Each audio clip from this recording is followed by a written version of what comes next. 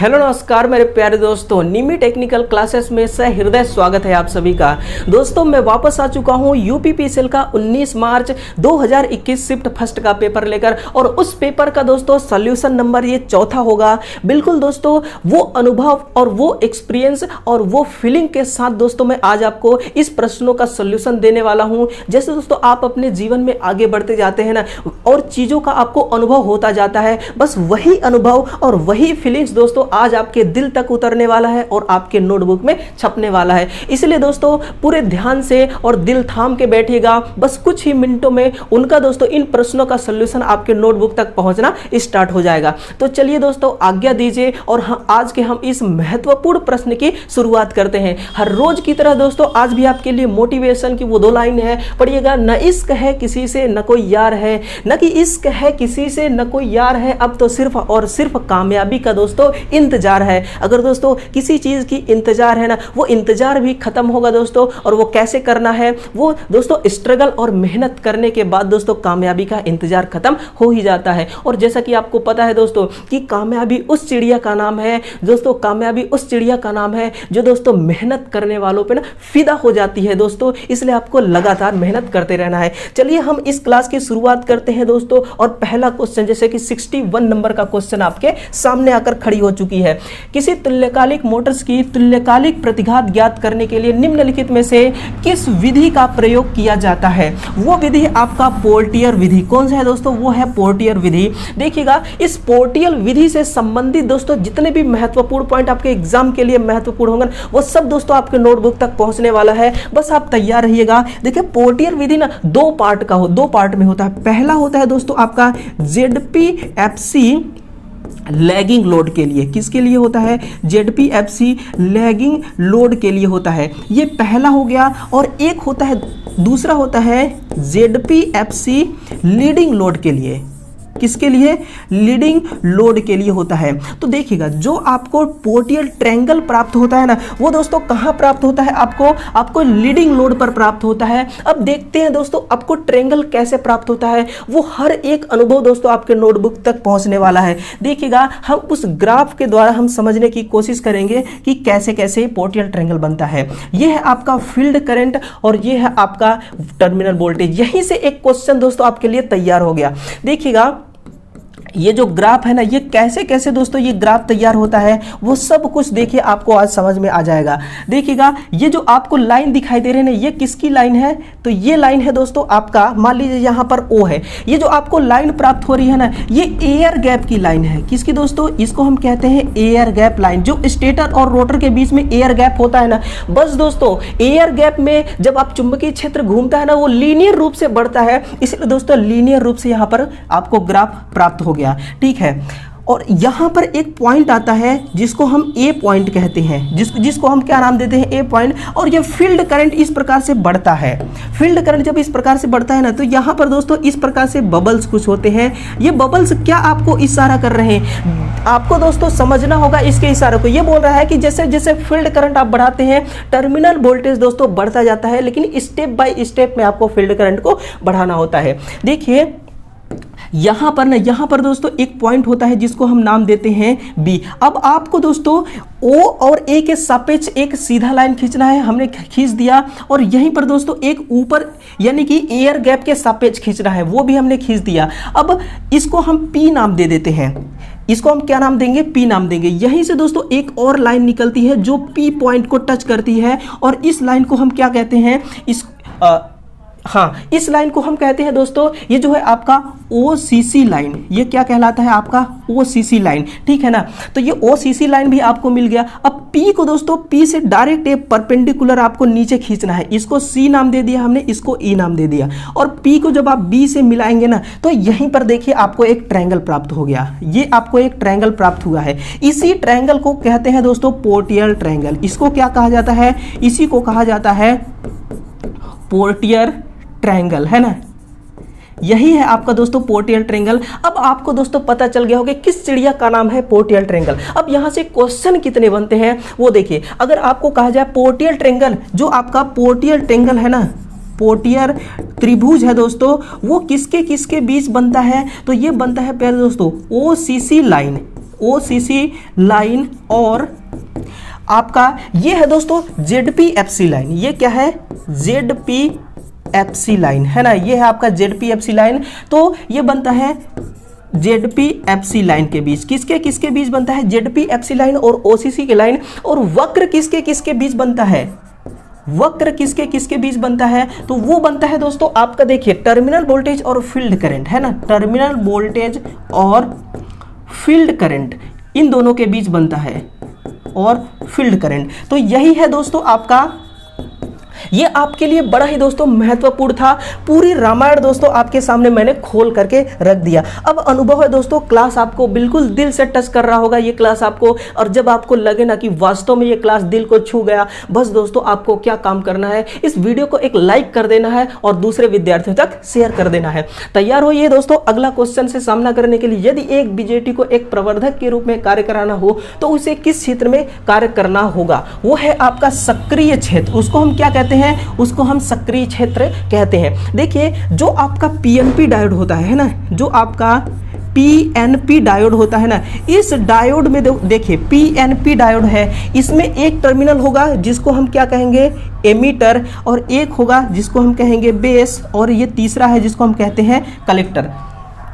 तो ये बीच वाली जो आपको दिखाई दे रही है ना दोस्तों, डिप्लेशन रीजन, इसको हम कहते हैं एमीटर बेस जंक्शन, और ये वाली है आपका कलेक्टर बेस जंक्शन। तो जो आपका सक्रिय क्षेत्र होता है, इस रीजन में जो आपका एमीटर बेस होता है ना, ये दोस्तों फॉरवर्ड बायस पर काम करता है। किस पर काम करता है? फॉरवर्ड बायस पर। और इस कंडीशन में इसका जो प्रतिरोध होता है वो कैसा होता है? वो निम्न होता है। और ये जो है ना, इसका दोस्तों ये रिवर्स बायस में काम करेगा। किसमें? रिवर्स बायस में। और रिवर्स बायस में इसका जो प्रतिरोध होता है वो कैसा होता है? उच्च होता है। बस यही दोस्तों आपसे पूछा गया है, और कुछ भी नहीं पूछा गया है ना, यही पूछा गया था आपसे। और इस कंडीशन में ये एम्पलीफायर और प्रवर्धक दोनों के रूप में काम करता है। और जब दोस्तों आप बीजेटी को ना, एक इसका उल्टा होता है जिसको हम कहते हैं इन्वर्टर मोड, जिसको क्या कहा जाता है? Inverter mode. तो इन्वर्टर मोड को हम हिंदी में क्या कहते हैं? कि रिवर्स सक्रिय क्षेत्र। उस कंडीशन में देखिए, उस कंडीशन में आपका डायोड कैसे काम करता है? ये जो आपका एमीटर बेस जंक्शन है ना, ये दोस्तों रिवर्स बायस में काम करेगा, है ना। एमीटर बेस जंक्शन किस बायस में काम करेगा? रिवर्स बायस में। और कलेक्टर बेस जंक्शन जो है ये काम करता है फॉरवर्ड बायस में। तो ये भी आपकी जानकारी के लिए महत्वपूर्ण था। और ये जो आपका बता रहा है सैचुरेशन मोड, इस मोड में क्या होता है? इस मोड में क्या होता है कि जो आपका एमीटर बेस जंक्शन है ना, ये दोस्तों फॉरवर्ड बायस में, और जो आपका कलेक्टर बेस जंक्शन है ये भी फॉरवर्ड बायस में, यानी कि सब के सब फॉरवर्ड बायस में काम करते हैं। और उस कंडीशन में इसका जो प्रतिरोध होता है ना, वो शून्य होता है। इसका प्रतिरोध कैसा होता है? शून्य होता है। ये एक क्लोज स्विच की तरह उस कंडीशन में काम करती है। बस यही दोस्तों था आपके लिए, है ना। अगला क्वेश्चन देखिए क्या है कि डीसी मोटर्स के इंटरपोल का उपयोग किस उद्देश्य से किया जाता है? तो वो है स्पार्किंग को कम करने के लिए। ये किसको कम करती है? स्पार्किंग को कम करती है। अब देखिएगा, मैं आपको एक चित्र से रूबरू कराऊंगा, ध्यान से देखिए दोस्तों इस चित्र को। ये चित्र आपको क्या बताना चाहता है? ये है कम्यूटेटिंग इंटरपोल, ये भी है इंटरपोल। ये जो आपको इस तरह से दिखाई दे रहा है ना, इस तरह से दिखाई दे रहा है ना, इसके अंदर दोस्तों कम्यूटेटिंग वायरिंग को डाला गया है, कम्यूटेटिंग पोल है। देखिएगा, ये जो इस पोल का आप देख रहे होंगे ना, ये जो नुकीला आकार दिखाई दे रहा है, इस आकार से, ये नुकीला आकार क्यों होता है? इसलिए ताकि पोल सेचुरेट ना हो पाए। क्या दोस्तों? पोल सेचुरेट ना हो पाए, इसलिए इसके आकार को नुकीला, यानी कि सामने की तरफ नुकीला रखा जाता है, और ये स्पार्किंग को कम करता है। ये जो आपका इंटरपोल है ना, इंटरपोल यहां पर लिख देता हूं दोस्तों, जो इंटरपोल होता है ना, वो बराबर होता है मुख्य पोल के। वो क्या होता है? मुख्य पोल के बराबर होता है। और इसमें एक पॉइंट नोट करिएगा अपने नोटबुक में कि इसमें दोस्तों जो जनरेटर होता है ना, जो आपकी इंटरपोल है, इसकी पोलरिटी जनरेटर में आगे आने वाले पोल के समान होता है और मोटर में पीछे आने वाले पोल के समान होता है। ये आपके लिए दोस्तों महत्वपूर्ण था। देखिएगा, अगला क्वेश्चन है किस प्रकार के फॉल्ट एक सिमेट्रिकल फॉल्ट के अंतर्गत आते हैं? बड़ा ही इजी क्वेश्चन था और बड़ा ही आसान क्वेश्चन था। वो कहलाता है आपका 3 फेज का लघु परिपथ फॉल्ट। देखिएगा, ये है आपका दोस्तों आर फेज का वायर। ये कौन सा है? आर फेज का वायर। और ये है आपका वाई फेज का वायर। ये है आपका वाई फेस का वायर, इसी के साथ में ये है मान लीजिए आपका बी फेस का वायर, है ना। 3 वायर हो गए। अगर ये आपस में दोस्तों इस प्रकार से शॉर्ट हो जाते हैं और ये दोनों आपस में इस प्रकार से शॉर्ट हो जाते हैं तो दोस्तों इसी को कहा जाता है सिमेट्रिकल फॉल्ट। इसी को क्या कहते हैं? Symmetrical fault. इसको हम संतुलित फॉल्ट के नाम से भी जानते हैं, नोट करिएगा। इसको हम संतुलित दोष के नाम से भी जानते हैं। यह भी आपके लिए बहुत महत्वपूर्ण था। आगामी आने वाले जितने भी परीक्षा है ना, बस दोस्तों क्वेश्चन आपको हूबहू तो नहीं मिलेंगे देखने के लिए, लेकिन इससे संबंधित आपको जरूर मिल सकती है। पढ़िएगा, किसी हाउस होल्ड के लिए वायरिंग नेटवर्क सिस्टम का सिलेक्शन करते समय निम्नलिखित में से किस कारक पर गौर नहीं किया जाता है? बिल्कुल दोस्तों, आप खुद गौर करिए ना। जो आपका सुरक्षा है, ये सुरक्षा दोस्तों करता है, क्योंकि देखिए जब आप वायरिंग करते हैं ना, तो वायरिंग में देखिए आप single earthing, double earthing, triple earthing करते हैं। किस लिए, किस उद्देश्य से? लीकेज करंट से दोस्तों सुरक्षा पाने के लिए, लीकेज करंट से निजात पाने के लिए। और सुरक्षा आप कैसे वायरिंग से पाते हैं कि फेज वायर में आप फ्यूज लगाते हैं। तो ये बिल्कुल करेक्ट बात है ना। और लागत, जैसे दोस्तों आपने किसी घर में वायरिंग किया, उस घर में जो लोड है ना, फुल लोड की कंडीशन में मान लीजिए कि इतने एम्पियर का करंट प्रवाह होता है कि जो आपका 1.5 एम्पियर का कॉपर का तार है ना, वो उस लोड को सहन कर लेता है, उस करंट को सहन कर लेता है। तो जहां 1.5 एम्पियर का वायर लगाना है आपको, तो वहां 2.5 एम्पियर का क्यों लगाएंगे? तो लागत पे डिपेंड करती है। स्टेबिलिटी, जो आपने वायरिंग कर रखा है ना, उसकी स्टेबिलिटी, स्थायित्व कितना है, वो उसकी एफिशिएंसी कितना है, अच्छे से काम कर पा रही है या नहीं कर पा रही है ना, बेस्ट तरीके से वो परफॉर्मेंस कर रही है नहीं कर रही है। तो ये भी दोस्तों कहीं ना कहीं मैटर करता है। ये सब मैटर करते हैं। इसलिए जो ऑप्शन नंबर बी कह रहा है ना, यही दोस्तों मैटर नहीं करता है। निवासियों की जो संख्या है ना, इस पे डिपेंड नहीं करता है। मान लीजिए कि कोई एक कमरा है, उसमें 5 वाट का एलईडी का बल्ब लगा हुआ है, 1 लोग वहां रह रहा है। मान लीजिए कि किसी टाइम पे 10 लोग वहां पर आ गए, तो क्या आप उस लैंप को चेंज करके वहां पर 10 वाट का लैंप लगाएंगे? ऐसा नहीं ना। वही लैंप दोस्तों महफूज रहेगा आपके लिए। तो इसलिए वो निवासियों की संख्या पर डिपेंड नहीं करता। बस प्यारे दोस्तों, आप इस वीडियो को लाइक करते रहना। बस दोस्तों, आपका एक लाइक ना मेरे लिए एक कैप्सूल की तरह काम करता है, और वो कैप्सूल दोस्तों मैं आपसे लेना चाहता हूं। मैं आपको दोस्तों कैप्सूल दे रहा हूं ना, आप भी दोस्तों एक कैप्सूल दीजिए, जिससे मैं मोटिवेट होकर आपके लिए कुछ और बेहतर कर सकूं, कुछ और शानदार कर सकूं। निम्नलिखित में से क्या इल्यूमिनेशन से संबंधित नहीं है? क्या इल्यूमिनेशन से संबंधित है? वो है आपका लैम्बर्ट का अवशोषण का नियम। देखिए, जो इल्यूमिनेशन था ना, जो इल्यूमिनेशन है, इसका 2 दोस्तों क्या है नियम। पहला जो नियम है वो है दोस्तों व्युत्क्रम का नियम। हम क्या कहते हैं? व्युत्क्रम का नियम। ये पहला इसका नियम होता है। और जो दूसरा है उसको कहा जाता है लैम्बर्ट का नियम, है ना। लैम्बर्ट का नियम। देखिए, जो लैम्बर्ट का नियम है ना, और जो व्युत्क्रम का नियम है, इनमें समानता क्या है? तो इन दोनों का फॉर्मूला लिखिएगा प्यारे दोस्तों। इसका होता है E समानुपाती 1/d², और इसका होता है E समानुपाती 1/d² cos फाई। देखिए, दोनों का समान है, बस लैम्बर्ट कोज़े नियम में क्या है? cos फाई ऐड है। इसका कहने का क्या मतलब है? देखिए, ये एक लैंप है, ये मानिए दोस्तों ये एक लैंप है ना, मटके की आकार की ये एक लैंप है। इसको आपने यहां से दे दिया फेस और न्यूट्रल। ये क्या किया दोस्तों? ये प्रकाश उत्पन्न करना स्टार्ट कर दिया। प्रकाश इस प्रकार से उत्पन्न कर रही है। यहाँ पर जमीन है, ये क्या है दोस्तों? इसको आप ये समझिए, ये है आपका सतह, है ना। इस प्रकार से मैं आपको हाईलाइट कर देता हूँ ताकि आपको दोस्तों पीडीएफ पे कोई दिक्कत ना हो, है ना। तो ये क्या है? ये सतह। अब आप देखिए ना, जब इस लैंप से प्रकाश निकलेगा तो वो दोस्तों इस प्रकार से पड़ेगी, है ना। उसका प्रकाश किस प्रकार से पड़ेगी? सतह पर इस प्रकार से पड़ेगी।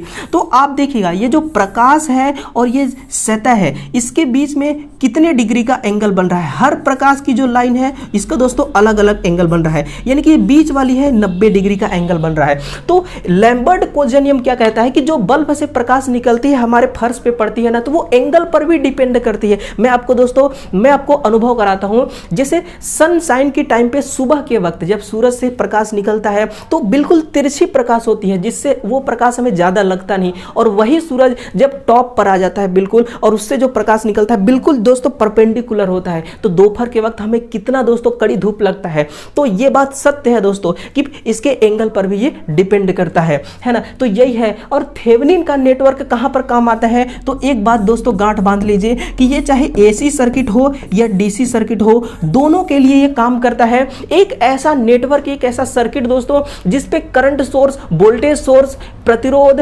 कैपेसिटर, इंडक्टर सब कुछ लगा हो और इतना जटिल सर्किट हो, उसमें दोस्तों नेटवर्क का थेवेनिन नेटवर्क का प्रयोग करके आप बिल्कुल आसानी से प्रतिरोध को गणना कर सकते हैं और वोल्टेज को भी ज्ञात कर सकते हैं। न्यूटन का नियम जो होता है इसका फॉर्मूला क्या होता है कि F बराबर लिखेगा F समानुपाती m इंटू ए, यही है ना न्यूटन का नियम। और किरचॉफ का नियम जो है ये क्या कहलाता है, ये कहलाता है दोस्तों समेसन आई आर बराबर 0 या समेसन v बराबर 0, है ना। ये दोनों किसका नियम है, ये दोनों का दोनों दोस्तों वोल्टेज का ही नियम है। किसका, किरचॉफ का वोल्टेज का नियम।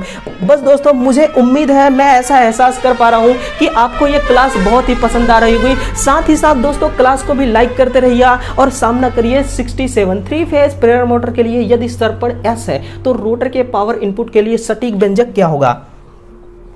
बिल्कुल दोस्तों नई जानकारी आपके नोटबुक तक पहुंचने वाला है। आंसर है इसका ऑप्शन नंबर बी, है ना। पी मैकेनिक, पी मैकेनिक का मतलब क्या है कि जो रोटर से आपको मैकेनिकल पावर मिल रहा है वो, और एक समझाता हूं दोस्तों, जो आपसे रोटर से मैकेनिकल पावर मिल रहा है ना, मैकेनिकल पावर जो आपको रोटर से मिल रहा है, मान लीजिए दोस्तों आपको कितना मिल रहा है, 100 न्यूटन का मिल रहा है। कितना मिल रहा है, 100 न्यूटन का आपको आउटपुट में रोटर से मैकेनिकल पावर मिल रहा है। ये एक क्या है, देखिए जब आप दोस्तों आप याद करिए जब आपकी मोटर रुकी हुई होती है उस कंडीशन में मोटर का जो रोटर होता है ना वो 0 आरपीएम पर होता है लेकिन स्लिप 100% होती है। उस कंडीशन को कहते हैं स्टैंड स्टिल पोजीशन, है ना। स्टैंड स्टिल पोजीशन पर रोटर की स्लिप 100% जिसको इकाई माना जाता है, और जो स्लिप है ना वो भी दोस्तों डिपेंड करते हैं। सुनिए मान लीजिए 2 पोल का मोटर है, कितने पोल का मोटर है आपका, 2 पोल का मोटर है। चुंबकीय क्षेत्र दोस्तों 3000 आरपीएम पर गति करेगी, ठीक है। अब आपकी जो रोटर है वो मान लीजिए कि 2950 आरपीएम पर घूमती है, तो यहां है ना दोस्तों 50 आरपीएम का स्लिप, यहां पर स्लिप है ना 50 आरपीएम का। तो ये जो 50 आरपीएम स्लिप को मानते हुए आपको 100 न्यूटन का आउटपुट में बल मिला है। अगर आपकी रोटर 3000 आरपीएम पर घूमती है तो मान लीजिए ये बल शायद 100 से अधिक मिलता आपको, है ना, 120 130 मिलता। तो वही है दोस्तों कि एक को आपको स्लिप से ऐड करना पड़ेगा तभी आपको ये पूरा फॉर्मूला सटीक बैठेगा, है ना। बिल्कुल दोस्तों उम्मीद है समझ में आ गया होगा कि ये फॉर्मूला आपको क्या बताना चाह रहा है। बड़े किसी डायोड के जेनर क्षेत्र के गुण का इस्तेमाल कहां किया जाता है, तो वो किया जाता है वोल्टता नियमन के लिए। किसके लिए प्यारे दोस्तों, वोल्टता नियमन के लिए किया जाता है। बिल्कुल तैयार रहिए दोस्तों, नई चीज आपके नोटबुक तक पहुंचने वाला है। जो आपका जेनर डायोड है ना, ये किस प्रकार की युक्ति है, तो ये दोस्तों द्विदिशीय युक्ति है। कैसा युक्ति है, द्विदिशीय युक्ति है। मैं प्रूफ के साथ आपको बताने की कोशिश करूंगा। ये है दोस्तों इसका सिंबल, है ना, जेनर डायोड का जो सिंबल होता है इस प्रकार से। मान लीजिए ये वाला इसका है दोस्तों एनोड टर्मिनल और ये है इसका कैथोड वाला टर्मिनल, ठीक है। बस प्रूफ करने की कोशिश कर रहा हूं अपने आप को दोस्तों। देखिए इधर जो डायरेक्शन दिख रहा है ना, ये वाली डायरेक्शन ये बता रही है कि करंट का प्रवाह कैथोड से एनोड की तरफ हो सकता है, और ये वाली जो मुड़ी हुई बार है ना ये बता रहा है कि एनोड से कैथोड की तरफ।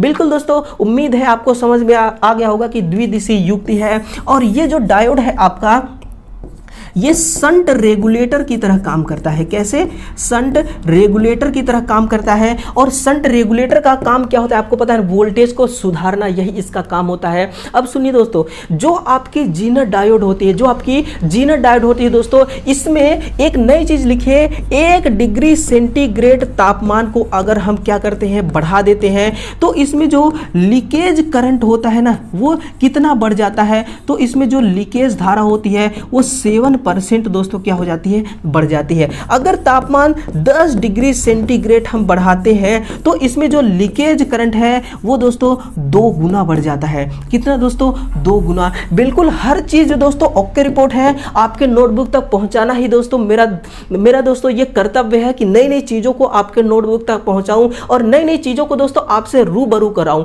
क्योंकि आने वाले परीक्षा जो आगामी परीक्षा है ना उसमें नई नई चीज दोस्तों पूछा जाता है। और स्टूडेंट जो पढ़े होते हैं उनको तो कोई दिक्कत नहीं, और जिन तक दोस्तों ये नई चीज नहीं पहुंची होती है ना उनका दोस्तों जो दिल की धड़कन है ना वो दोस्तों क्या हो जाता है, वो बढ़ जाता है। तो दिल की धड़कन दोस्तों बढ़ना नहीं चाहिए, बिल्कुल नॉर्मल होना चाहिए। इसलिए सब कुछ दोस्तों आपके नोटबुक तक पहुंचाना ही मेरा जिम्मेदारी बनता है। तो ये हो गया। और दूसरी बात देखिएगा, जो जेनर डायोड होती है एक पॉइंट और लिखिएगा, जो जीनर डायोड होती है इसमें दोस्तों जो डोपिंग होती है ना, बहुत अधिक इसकी डोपिंग होती है। कितना होता है? 10 की घात 5 एटम्स में। कितना दोस्तों? नई चीज लिखा रहा हूं, 10 की घात 5 एटम्स में दोस्तों जो आपकी डोपिंग होती है, डोपिंग का एक पार्ट मिलाया जाता है। यानी कि दूसरे डायोड की तुलना में, अगर सामान्य डायोड में आप देखेंगे तो उसमें जो डोपिंग होता है 10 की घात 8 एटम्स में डोपिंग का एक पार्ट, लेकिन दोस्तों इसमें 10 की घात 5 एटम्स में ही डोपिंग का एक पार्ट मिला दिया जाता है। इसलिए इसकी जो चालकता होती है बहुत ही अच्छी मानी जाती है। वह रेटिंग जिससे कोई सेल की धारिता का निर्माण किया जाता है। बस दोस्तों आंसर बहुत ही मामूली सा है, सी रेट। सी रेट किसको बताता है दोस्तों? लिखेगा बैटरी की करंट डिस्चार्ज रेटिंग को। किसको? करंट डिस्चार्ज रेटिंग को ही बताती है। बड़ा ही आसान सवाल था दोस्तों, आंसर भी आसान ही होगा। करंट डिस्चार्ज रेटिंग को बताता है। आपको एग्जांपल के लिए समझा रहा हूं, जैसे कि मान लीजिए कि 150 कितना 150 एम्पियर हावर की आपकी बैटरी है। अगर आप 150 एम्पियर का लोड कनेक्ट करते हैं ना इससे, तो दोस्तों 1 घंटा तक, कितना 1 घंटा तक आपके उस 150 एम्पियर लोड को ये सप्लाई कंटिन्यू दे सकता है। उसी को बताता है दोस्तों आपका सी रेट। उसी को क्या बताता है? सी रेट उसी को बताता है। देखिएगा सोलर पीवी अनुप्रयोगों में अनियमित विद्युत ऊर्जा को विनियमित ऊर्जा में रूपांतरित करने के लिए प्रयुक्त होने वाला नेटवर्क क्या कहलाता है? वह क्या शानदार क्वेश्चन है। इसका जो आंसर है ना वो भी दोस्तों शानदार ही होना चाहिए। यह कहलाता है आपका पावर इलेक्ट्रॉनिक कन्वर्टर। जानने के लिए रेडी रहिए दोस्तों। ये इसको हम थायरिस्टर के नाम से भी जानते हैं। किस नाम से? थायरिस्टर के नाम से भी हम इसको जानते हैं, जो एसी वोल्टेज को डीसी वोल्टेज में कन्वर्ट करता है। अब दोस्तों मैं आपको एक और नई चीज से मुलाकात कराता हूं, जो आपका पावर इलेक्ट्रॉनिक कन्वर्टर जिसको हम थायरिस्टर कहते हैं ना, इसका टीआरआर कितना होता है ना? इसका टीआरआर कितना होता है? वो होता है दोस्तों 20 माइक्रोसेकंड से लेकर के 200 माइक्रोसेकेंड। यानी कि 20 माइक्रोसेकेंड से 200 माइक्रोसेकेंड के अंदर अंदर जब आप इसको स्विच ऑफ करते हैं तो ये बंद हो जाती है। यही इसका कहलाता है टीआरआर। और टीआरआर का दोस्तों फॉर्मूला क्या होता है ज्ञात करने का? 2QRR बटा DI/dt। और दरवाजा इस प्रकार से इधर से खोलिए, इस प्रकार से इधर से बंद कर दीजिए, 1/2। यही दोस्तों टीआरआर, जिसको रिवर्स रिकवरी टाइम कहते हैं, ज्ञात करने का यही सूत्र होता है। तो देखिएगा 20 माइक्रोसेकंड, जैसे आप बल्ब को बंद करते हैं ना, तो आप देखते होंगे तुरंत बल्ब से प्रकाश निकलना बंद नहीं हो पाता, कुछ टाइम में बंद होता है। उसी प्रकार से जब आप डायोड को बंद करते हैं ना, तो तुरंत डायोड बंद नहीं होता। 20 से 200 माइक्रोसेकंड में दोस्तों क्या हो पाता है? ये बंद हो पाता है ना? तो इसका आंसर ये था। किसी 3 फेज मोटर के लिए यदि S स्लिप है, NS तुल्यकालिक गति है और N 3 फेज प्रेरण मोटर की वास्तविक गति है, तो उसके लिए सही संबंध किसके द्वारा दर्शाया जाएगा? आंसर इसका होगा ऑप्शन नंबर सी। बहुत ही आसान है, N बराबर NS। ये दोस्तों मैं समझा चुका हूं, है ना? पहले वाले क्वेश्चन इसी से संबंधित था। बढ़िएगा, गैलियम आर्सेनिक किससे संबंधित पदार्थ है? ये है दोस्तों आपका अर्धचालक से। बस दोस्तों एक और चीज आपके नोटबुक तक पहुंचने वाला है जो अभी तक शायद आपको मालूम नहीं होगा। देखिए ये जो आपको LED दिखाई दे रही है ना, ये LED क्या है? ये किससे बनी हुई है? तो ये गैलियम आर्सेनिक से ही बनी हुई है। ये इसका रासायनिक नाम है GaAs।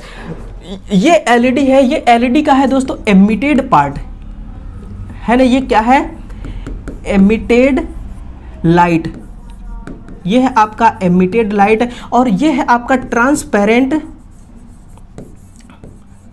ये है आपका ट्रांसपेरेंट प्लास्टिक कैस, है ना? यानी कि प्लास्टिक, यहां पर ये इसका क्या है? ट्रांसपेरेंट का मतलब है दोस्तों कि जो प्रकाश अंदर उत्पन्न होगी ना वो बाहर भी चला जाए, ये होता है ट्रांसपेरेंट, है ना? वो है। और ये है इसका कैथोड के रूप में, इसका जो बॉडी है ना ये कैथोड के रूप में काम करती है। और ये वाला पार्ट इसका एनोड के रूप में काम कर रही है। किसके रूप में? एनोड के रूप में। और ये है दोस्तों आपका डायोड।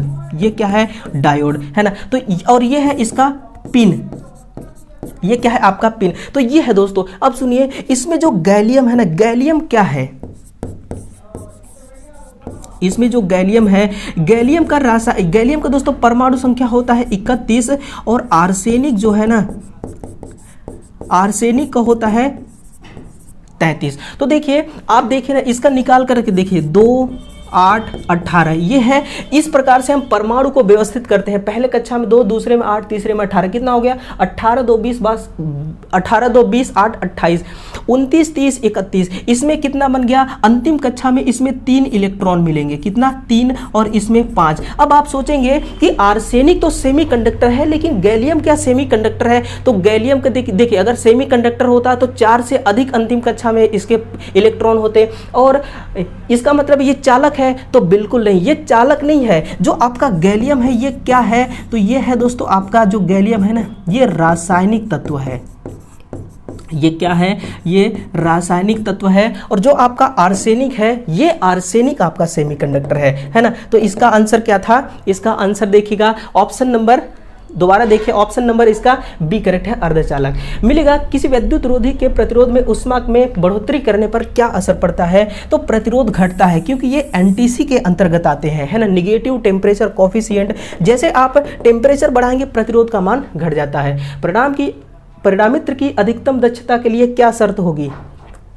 तो आंसर इसका क्या होगा? ऑप्शन नंबर ए इसका सही आंसर होगा। ताम्रहानि बटा लौह हानि, यानी कि कॉपर लॉस। देखिए जो आपका कॉपर लॉस है ना बटा आयरन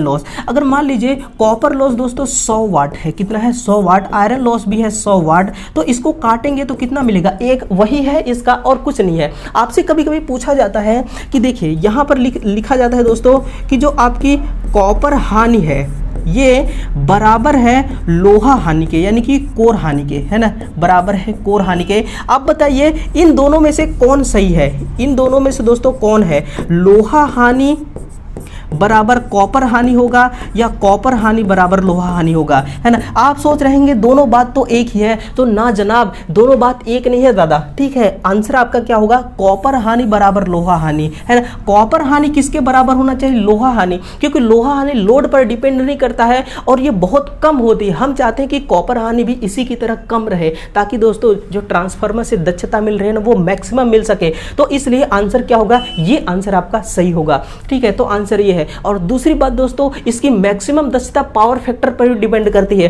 क्योंकि जब आप ट्रांसफार्मर को लोड से कनेक्ट करते हैं ना, तो उस लोड का जो पावर फैक्टर है वो मान लीजिए कि वेरिएबल हो रहा है, घट रहा है, बढ़ रहा है, घट रहा है, बढ़ रहा है। और उसी लोड का जो करंट है वो स्टेबल है ना, स्टेबल है, वो घट बढ़ नहीं रहा है, वो फिक्स है। तो उस कंडीशन में जो ट्रांसफार्मर होता है ना, उसकी दक्षता पावर फैक्टर पर डिपेंड करती है। इसलिए पावर फैक्टर को दोस्तों हम बढ़ा करके दक्षता इसकी बढ़ा सकते हैं ट्रांसफार्मर की। तो पावर फैक्टर दोस्तों और इस पर दोनों पर डिपेंड करता है ना। दोनों के द्वारा हम मोटर की इसकी ट्रांसफार्मर की दक्षता को बढ़ा सकते हैं, है ना। तो इन दोनों पॉइंटों को आपको जानना चाहिए। किसी विशिष्ट पदार्थ के लिए अपवर्तन सूचकांक को किस रूप में परिभाषित किया जाता है? बस दोस्तों जो इसका आंसर है ऑप्शन नंबर सी, इसका क्या होगा?